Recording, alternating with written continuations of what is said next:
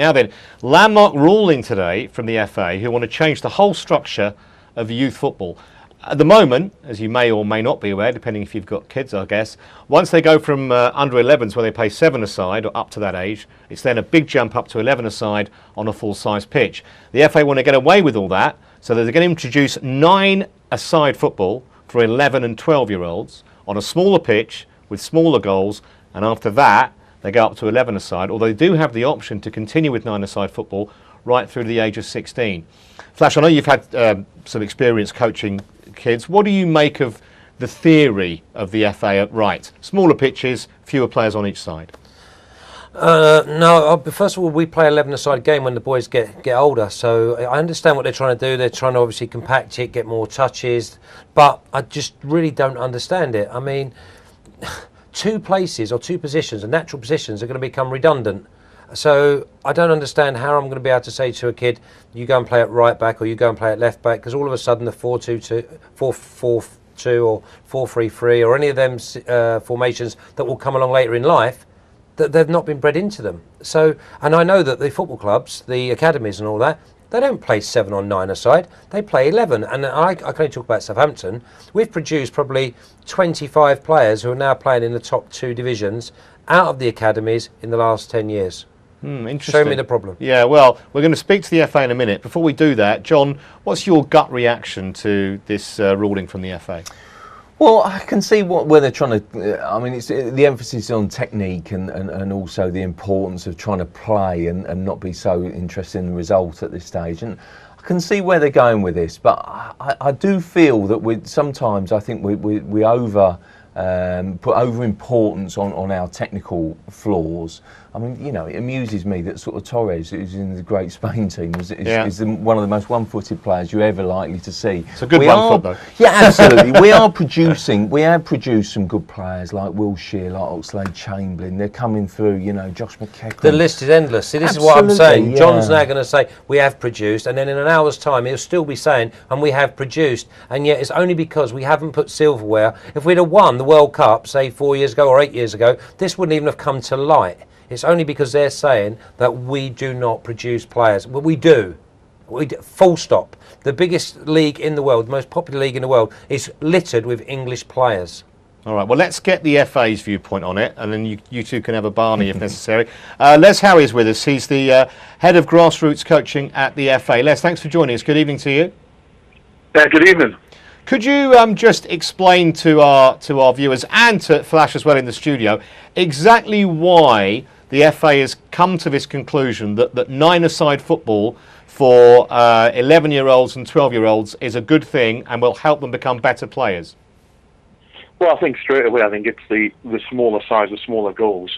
It means that children will be more involved in the game. One of your colleagues in the studio said there about more touches of the ball, but it's not even the more touches. It's about thinking about the positions your colleague was talking about.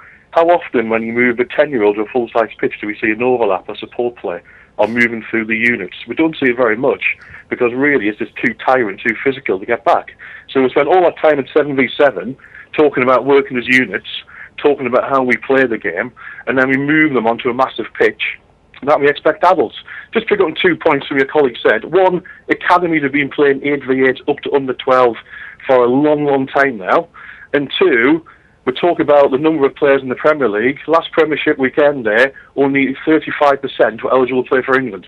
So maybe we do have to look at one or two things and try things differently sometimes. Yeah, Les, I'd like to say that you can manipulate the stats how you like, but the 35% on the last day, that tells you like English players, but it doesn't tell you the players that are actually being brought in to the academies by the English clubs. Why don't we stop clubs bringing in foreign players at the age of 15, 16 and things like that? Well, there's actually a legal requirement there as part of the European Union, and we're actually part of the same legal framework. Football's no different than any other employer. The big thing about what we're talking about here within grassroots football, we've been out, we've consulted with the leagues, we've consulted with coaches, we've actually been talking to young people about what do they want out of the game, what do they think the game should look like. And the overwhelming majority of those we've been out with there's been 138 of these roadshows around the country, is support around the 9v9 game. It's seen as a transition, a period of development to bring the players through and to keep their involvement in the game. It's great if one or two then go off and join academies, come through to represent the country, but actually this for us is about giving people the appropriate introduction to the game. And this 9-on-9 model, is this based on something that's proved successful in other countries? A number of other countries have tried it. I think it's fair to say that we're actually one of the youngest age groups that move to 11-a-side currently. There's not many move to 11-a-side at the age we do, a 10-year-old. Most of them go later on, 12, 13, 14, because there's that recognition. It helps with, it links to what we're trying to do with our coaching philosophy about how the game should be played, what it should look like, decision-making of the players, and more appropriate to the needs of the children. Les, I was just going to ask you really, am I right in thinking that you're taking also away the emphasis on the need to win and the sort of the kind of, I don't know, the importance of scoreline? I just wonder whether you could sort of explain the thinking behind that. One of the moves in there is that rather at the minute you start off in the league from the age of 8-year-old, that'll start in September, finish in May. Massive long slog. If you think actually about the almost percentage of that child's life, it's a bit like having a 4-year Premier League. Even I think the best fan in the world might get a bit bored of something that lasts 4 years. So you have to look at the needs of the child. There will still be elements of competition within there, but we're talking blocks of work. We're talking about, rather than having divisions that are made up of 12 teams, what we're having some divisions made up of 5 or 6 teams, promotion and relegation maybe during the season. So actually the divisions become very tight on standard.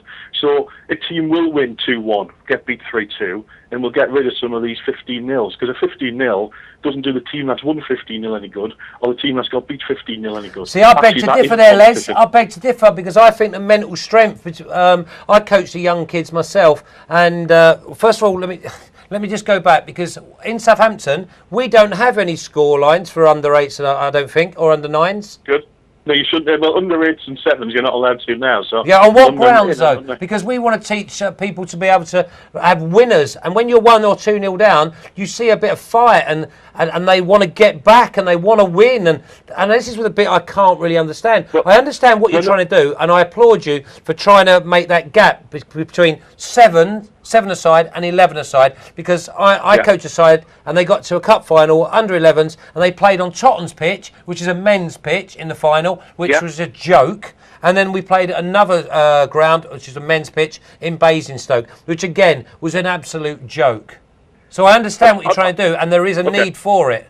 But I think the competitive side of winning and losing, having a scoreline, is imperative.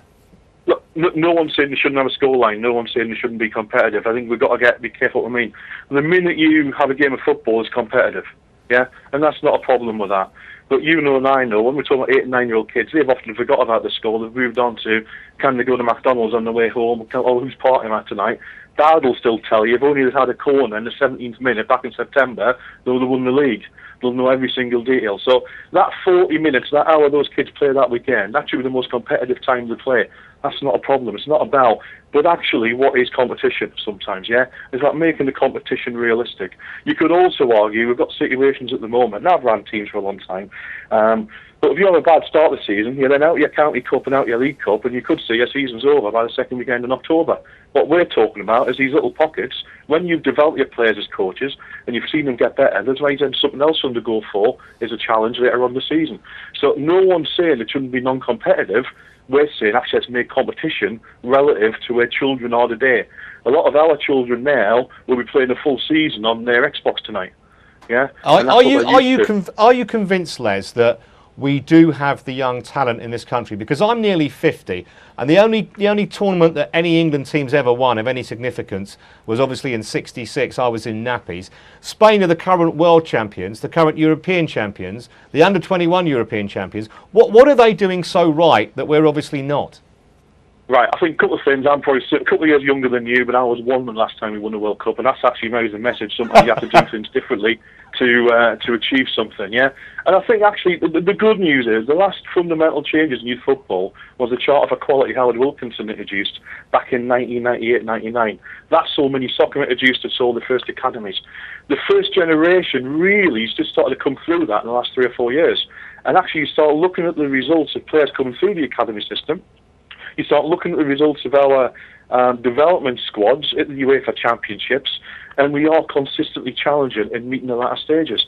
I think it's something like the last 2 years we've lost one game to Spain. Now that shouldn't necessarily be the test on that, but what I'm saying is we are competing at the highest level in our youth teams and our development squads. It's important that we don't think it's all negative. There's lots of good players coming through from them changes. What we're trying to do now is say, look, was it right? Is the time to change? Anything you do, you're always looking to improve. It's been 15 years since the last major changes. We now think, having done the consultation, the time's right to bring in these changes to just help us give it that little bit extra and help us in the future. Leslie, it's a fascinating subject. We've got to leave it there, but thank you very much indeed for joining us tonight. No problem. Thank you. Good night. Cheers, Les. Good luck. Thank you. Stay ahead of the game with Sports Tonight Live. Don't miss a thing. Subscribe to our YouTube channel. Search for Sports Tonight Live on Facebook and like our fan page. Follow Sports Tonight TV on Twitter and tweet us your thoughts and opinions. Sports Tonight Live, it's the platform for the fans. Now then, landmark ruling today from the FA who want to change the whole structure of youth football. At the moment, as you may or may not be aware, depending if you've got kids, I guess, once they go from under 11s where they play 7-a-side or up to that age, it's then a big jump up to 11-a-side on a full-size pitch. The FA want to get away. They've not been bred into them. So, and I know that the football clubs, the academies and all that, they don't play 7 or 9-a-side, they play 11. And I can only talk about Southampton. We've produced probably 25 players who are now playing in the top 2 divisions out of the academies in the last 10 years. Interesting. Show me the 2 places or 2 positions, the natural positions, are going to become redundant. So I don't understand how I'm going to be able to say to a kid, you go and play at right back or you go and play at left back, because all of a sudden the 4-2-2, 4-4-2 or 4-3-3 or any of them formations that will come along later in life. Kids, what do you make of the theory of the FA at right? Smaller pitches, fewer players on each side.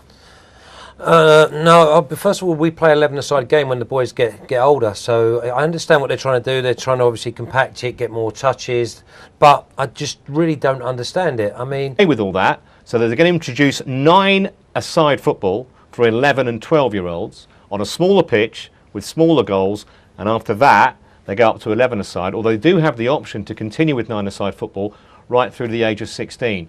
Flash, I know you've had some experience coaching